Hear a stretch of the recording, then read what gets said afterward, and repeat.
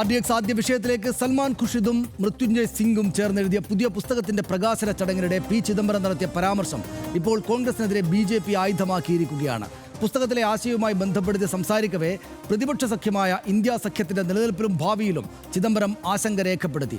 സ്വയം വിമർശനപരമായി ഉയർത്തിയ ഈ വിഷയത്തിനൊപ്പം ഇന്ത്യ സഖ്യം നേരിടേണ്ടി വരുന്നത് എത്ര ശക്തനായ എതിരാളിയെയാണ് എന്നുകൂടി കോൺഗ്രസ് നേതാവ് പറഞ്ഞു. BJPയുടെ കെട്ടുറപ്പിനെ കുറിച്ചുള്ള ചിദംബരത്തിന്റെ ഈ വാക്കുകൾ സോഷ്യൽ മീഡിയയിലും പുറത്തും BJP ഹാൻഡിലുകൾ ആഘോഷമാക്കുകയാണ്. ശശി തരൂരിന് പിന്നാലെ ചിദംബരവും BJP പുകഴ്ത്തൽ നടത്തിയത് കോൺഗ്രസിന് തിരിച്ചടിയായി. ആദ്യം കാണാം RDX rap. In my experience and my reading of history, there has been no political party which is so formidably organized as the BJP. സ്വയം വിമർശനപരമായി പി ചിദംബരം BJPയെയും ഇന്ത്യ സഖ്യത്തെയും കുറിച്ച് നടത്തിയ പ്രസ്താവനയാണ് കോൺഗ്രസിന് പുതിയ തലവേദനയായിരിക്കുന്നത്. ഇന്ത്യ സഖ്യത്തിന്റെ ഭാവിയിൽ കടുത്ത ആശങ്കയും അനിശ്ചിതത്വവും ഉണ്ടെന്ന് പി ചിദംബരം പറയുന്നു. അതിനോട് ചേർത്ത് വെച്ച BJPയുടെ ശക്തവും കെട്ടുറപ്പുള്ളതുമായ സംഘടനാ സംവിധാനത്തെപ്പറ്റിയും അദ്ദേഹം വാചാലനായി. സൽമാൻ ഖുർഷിദും മൃത്യുഞ്ജയ് സിംഗും ചേർന്നെഴുതി contesting democratic deficit and inside story of the 2024 elections എന്ന പുസ്തകം പ്രകാശനം ചെയ്ത് സംസാരിക്കുകയായിരുന്നു അദ്ദേഹം. ഇന്ത്യ മുന്നണി നിലനിന്നാൽ താൻ വളരെയധികം സന്തോഷിക്കുമെന്നും ചിദംബരം വ്യക്തമാക്കി. രാഹുൽ ഗാന്ധിയുടെ വിശ്വസ്തർ പോലും കോൺഗ്രസിനും ഇന്ത്യ സഖ്യത്തിനും ഭാവിയിലെന്ന് തിരിച്ചറിഞ്ഞെന്ന് BJP പരിഹസിച്ചു. തുടർച്ചയായ പരാജയങ്ങളിൽ നിന്നുള്ള ഭയമാണ് BJP ശക്തരാണെന്ന കോൺഗ്രസ് നേതാവിന്റെ കുറ്റസമ്മതത്തിന് പിന്നിലെന്ന് BJP IT cell convener Amit Malviya പരിഹസിച്ചു. RDX rap news Malayalam.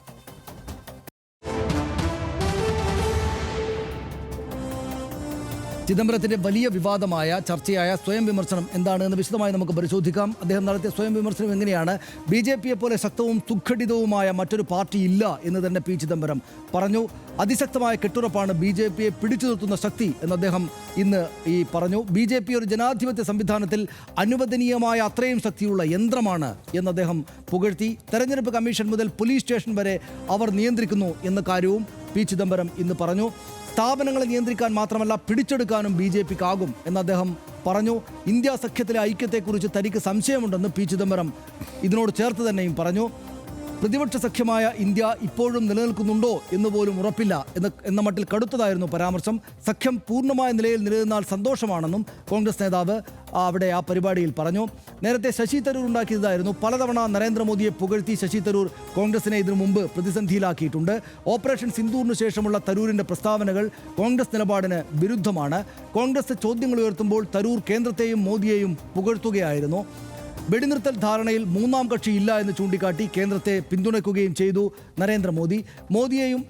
Sasi Tharoor. നരേന്ദ്രമോദിയെയും ഇന്ദിരാഗാന്ധിയെയും താരതമ്യം ചെയ്ത കോൺഗ്രസ് നീക്കം തള്ളിക്കളയുകയും ചെയ്തു. പാർട്ടി ചോദ്യം ചെയ്തപ്പോൾ വ്യക്തിപരമായ അഭിപ്രായമാണെന്ന് ചൂണ്ടിക്കാട്ടി രക്ഷപ്പെടുകയാണ് ശശി തരൂർ ശ്രമിച്ചത്. 2014 മുതൽ കോൺഗ്രസ് നിലപാട് തള്ളി തരൂർ മോദിയെ പുകഴ്ത്തിയത് പലതവണയാണ്, ഒന്നും രണ്ടും തവണയല്ല. മോദി ട്രംപ് ചർച്ച, യുക്രൈൻ റഷ്യ വിഷയത്തിലെ നയതന്ത്ര നിലപാട് എന്നിവയിലും ശശി തരൂർ മോദിയെയും BJPയെയും പ്രശംസിച്ചു. രാഷ്ട്രപതി പദവി ഒഴിഞ്ഞതിന് ശേഷം പ്രണബ് മുഖർജി RSS ആസ്ഥാനത്തെത്തിയ സംഭവവും നമ്മൾ ഇതോട് ചേർത്ത് കാണണം. 2018 ജനുവരിയിൽ RSS സംഘ് ശിക്ഷാ വർഗിൽ മോഹൻ ഭഗവതിനൊപ്പം വേദി പങ്കിടുകയായിരുന്നു അദ്ദേഹം. പ്രണബ് മുഖർജി മുതിർന്ന കോൺഗ്രസ് നേതാക്കൾ ഉൾപ്പെടെ ആവശ്യപ്പെട്ടിട്ടും പരിപാടിയിൽ നിന്ന് പിന്മാറിയില്ല എന്നതും നമ്മുടെ മുന്നിൽ സമീപകാല ചരിത്രമാണ്. രാജ്യം, ദേശീയത, ദേശസ്നേഹം എന്നിവയിൽ കാഴ്ചപ്പാട് പങ്കുവയ്ക്കുമെന്ന് പ്രണബ് അക്കാലത്ത് പറഞ്ഞത് ആളുകൾക്ക് ഓർമ്മയുണ്ട്. പ്രണബിൻ്റെ നീക്കത്തെ പിന്തുണച്ച് രംഗത്തെത്തിയ കോൺഗ്രസ് നേതാവ് അന്ന് പി ചിദംബരം മാത്രമായിരുന്നു എന്ന കാര്യവും നമ്മൾ ഈ ഘട്ടത്തിൽ ഓർക്കണം. എന്നാൽ RSS ആശയത്തിൻ്റെ അപകടം വേദിയിൽ സംസാരിക്കണം എന്ന് പക്ഷേ ചിദംബരം അതോട് ചേർത്ത് പറഞ്ഞു. രസകരമായിട്ടുള്ള രാഷ്ട്രീയ ചർച്ചയ്ക്കാണ് ഹർഷൻ ചിദംബരം ഇന്നത്തെ പ്രസ്താവനയിലൂടെ തുടക്കമിട്ടിരിക്കുന്നത്. നല്ല തോതിൽ ചർച്ച ആ നിലക്ക് വരികയും ചെയ്യുന്നുണ്ട്. അദ്ദേഹത്തിന് അഭിപ്രായം പറയണ്ടേ, അദ്ദേഹം പറഞ്ഞ അഭിപ്രായത്തിൽ എന്താണ് പിശക് എന്നൊക്കെ ചോദിക്കാം. പക്ഷേ അതുണ്ടാകുന്ന ചർച്ചകൾ വലുതായിരിക്കും. എന്താണ് തോന്നുന്നത്? റൈറ്റ്. അതായത് പി ചിദംബരം എന്ന് പറഞ്ഞത് എന്താണ്? അതായത് BJP ഒരു യന്ത്രത്തിന് പിന്നിലെ മറ്റൊരു യന്ത്രമാണ് എന്നാണ് പറഞ്ഞത്. സ്വാഭാവികമായും അത് എല്ലാ ഘട്ടത്തിലും RSSനെയും BJPയെയും വിലയിരുത്തുന്നവരെല്ലാവരും പറയുന്ന കാര്യമാണല്ലോ. RSS പ്രവർത്തിക്കുന്നു, RSSൻ്റെ ശക്തി കൊണ്ട് BJP കൂടി പ്രവർത്തിക്കുന്നു. അങ്ങനെ ഒരു ഇരട്ട എൻജിൻ എന്ന നിലയ്ക്ക് വിലയിരുത്താവുന്ന ഒരു സാഹചര്യം RSSനും BJPക്കും ഉണ്ട്. ഇത് വസ്തുതയാണ്. ഇത് നിരീക്ഷകരെല്ലാവരും വിലയിരുത്തുന്നതാണ്. അതിപ്പോൾ പി ചിദംബരം പറഞ്ഞാൽ എങ്ങനെയാണ് കുഴപ്പമാവുക എന്നുള്ളതാണ് എനിക്ക് മനസ്സിലാവാത്തത്. കാരണം പി ചിദംബരം വസ്തുതാപരമായി കാര്യങ്ങളെ വിലയിരുത്തുന്നു എന്നാണ് ഞാൻ കരുതുന്നത് ഈ കാര്യത്തിൽ. ഇപ്പോൾ കോൺഗ്രസ് ഈ കാര്യത്തിൽ വലിയ വേദനപ്പെടേണ്ട സാഹചര്യമൊന്നുമില്ല. പക്ഷേ അങ്ങനെ ഒരു സാഹചര്യം ഉണ്ടാവുന്നത് എങ്ങനെയാണ്? ഇപ്പോൾ അമിത് മാളവ്യ ഇത് കിട്ടിയ പാടെ അമിത് മാളവ്യ പിന്നെ അങ്ങ് ആഞ്ഞടിക്കുകയാണ് കണ്ടോ. എന്താണ് തകർന്നു നിൽക്കുന്ന ഒരു അവസ്ഥയാണ് കോൺഗ്രസിനുള്ളത്, അവരുടെ ഭയപ്പാടാണ് അവർ കാണിക്കുന്നത് എന്നൊക്കെ പറഞ്ഞ് അമിത് മാളവ്യ പറയുന്നു. ഈ പറയുന്ന ഇംഗ്ലീഷ് ചാനലുകളും ഹിന്ദി ചാനലുകളും എല്ലാം കൂടി എടുത്ത് വാരി അലക്കി വീശുന്നു. അപ്പോൾ സ്വാഭാവികമായും വലിയൊരു കുഴപ്പം പിടിച്ച കാര്യം ചിദംബരം പറഞ്ഞ ഒരു പ്രതീതി മൊത്തത്തിൽ ഉണ്ടാവുന്നു. നമ്മളടക്കം ഇന്നിപ്പോൾ തന്നെ അതെടുത്ത് ചർച്ചയ്ക്ക് നിൽക്കുന്നു. പക്ഷേ യഥാർത്ഥത്തിൽ ചിദംബരം പറഞ്ഞത് വസ്തുതയാണ്. അവർ ഈ പോലീസ് സ്റ്റേഷനിൽ മുതൽ എവിടെ വേണമെങ്കിലും ഇടപെടാനുള്ള ശേഷി കാണിക്കുന്നുണ്ട്. അവരുടെ ഒരു കേഡർ സ്ട്രക്ചർ കൊണ്ട് BJP എന്നുള്ളത് വസ്തുതയല്ലേ.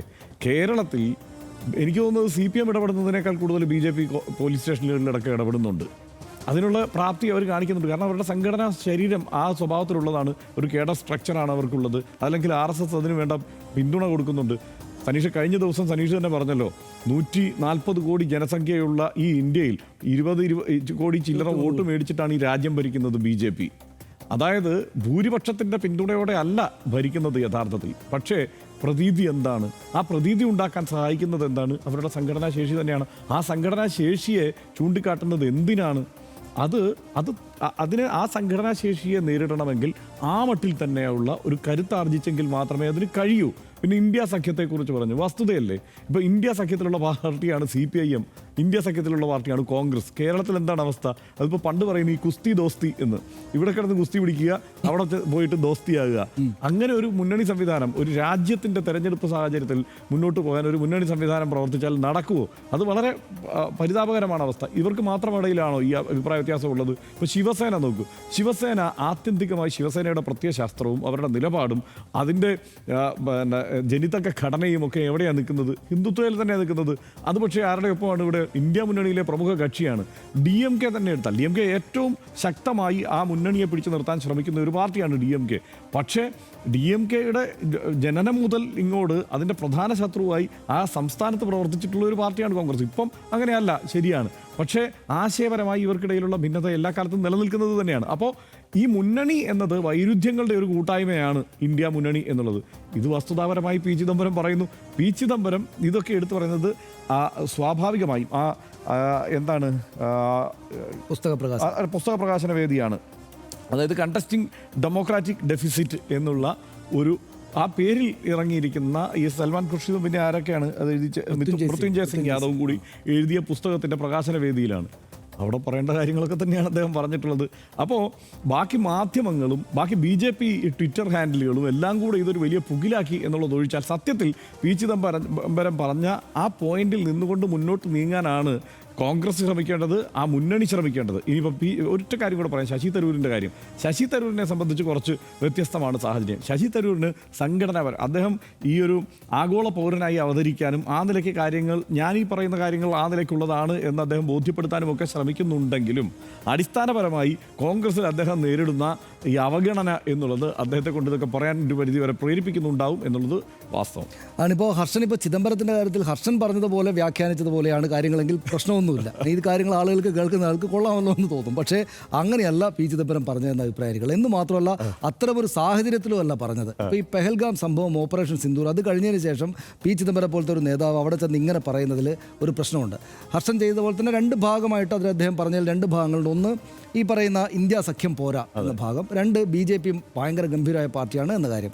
അതിലൊന്നാമത്തെ കാര്യം ശരിയാണ്, ഇന്ത്യ സഖ്യം പോരാ, നമ്മൾ കുറച്ചുകൂടെ ശക്തമായാൽ മാത്രമേ ഇതുപോലെ വളരെ ശക്തമായുള്ളൊരു ഫോർമിഡബിൾ ഫോഴ്സിനെ നമുക്ക് തകർക്കാൻ പറ്റൂ എന്ന് അദ്ദേഹം പറയുന്നതിൻ്റെ പോയിൻ്റ്, അതിൻ്റെ കേന്ദ്രം ഹർഷൻ പറഞ്ഞതുപോലെ കൃത്യമാണ്, കുഴപ്പമൊന്നുമില്ല.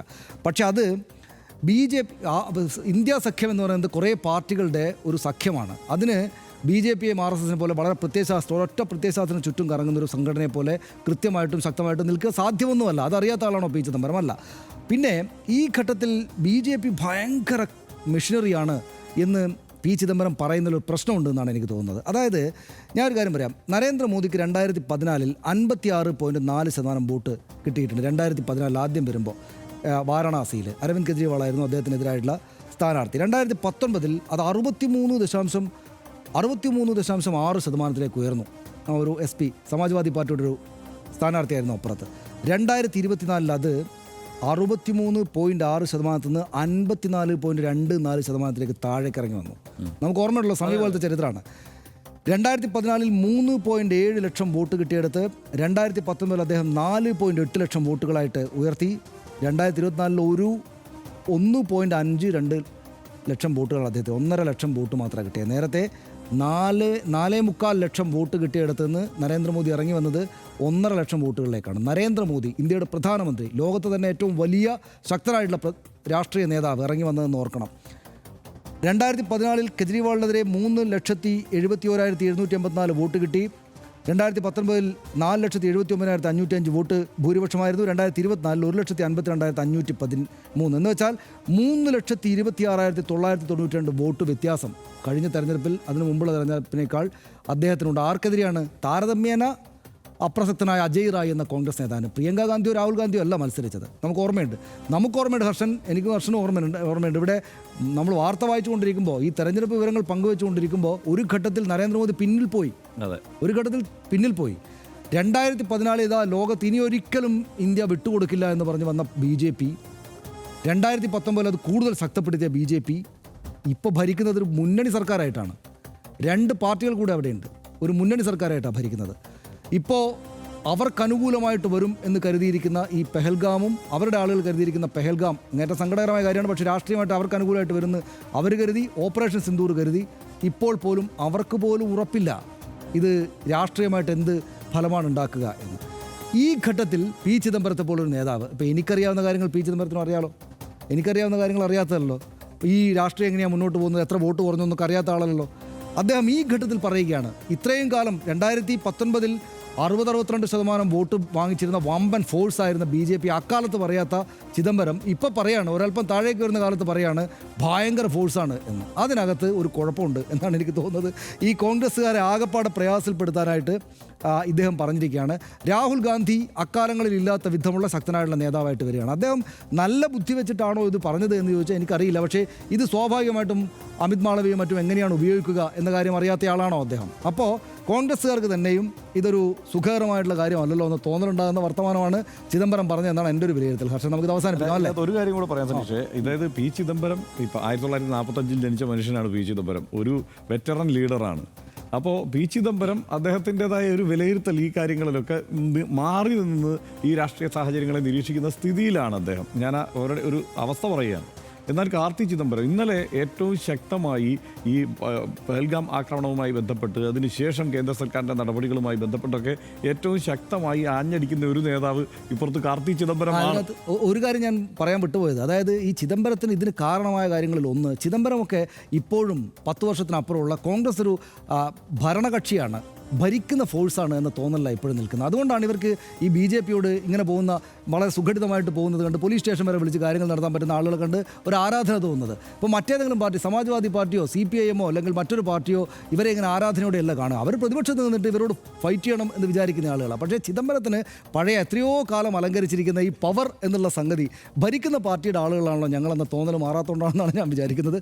ആത്മവിമർശനമായ പി ചിദംബരത്തിൻ്റെ പ്രസ്താവന BJPക്ക് അടിക്കാനുള്ള വടി കൊടുക്കുന്നതിന് തുല്യമായി പോയി. നിരന്തരം തോറ്റുകൊണ്ടിരിക്കുന്ന പാർട്ടി വീണ്ടും തോറ്റുവെന്ന് പറയുന്നത് പോലെയാണ് പി ചിദംബരത്തിൻ്റെ പ്രതികരണമെന്ന് BJPയുടെ കുത്തിനോവിക്കൽ. ഇന്ത്യൻ സൈന്യത്തിന് മുന്നിൽ തോറ്റ പാകിസ്ഥാനോട് കോൺഗ്രസിനെ ഉപമിച്ച് പോലും പരിഹാസമുണ്ടായി. സ്വന്തം വീഴ്ചകളെയും എതിരാളിയുടെ ശക്തിയെയും പറ്റി പറയുന്നതിൽ തെറ്റൊന്നുമില്ല. പക്ഷേ അത് സ്വന്തം കുഴി കുത്തുന്നത് പോലെ ആകരുത് എന്ന് മാത്രമേ RDXന് പറയാനുള്ളൂ. ശശി തരൂരിനെയും പി ചിദംബരത്തെയും പോലുള്ള നേതാക്കൾ പാർട്ടിക്കുണ്ടാകുന്ന ദുഷ്പേര് മായ്ക്കാൻ തന്നെ കോൺഗ്രസ് പ്രത്യേകം ശ്രദ്ധിക്കേണ്ട അവസ്ഥയാണിപ്പോൾ. അടുത്ത വിഷയത്തിലേക്ക്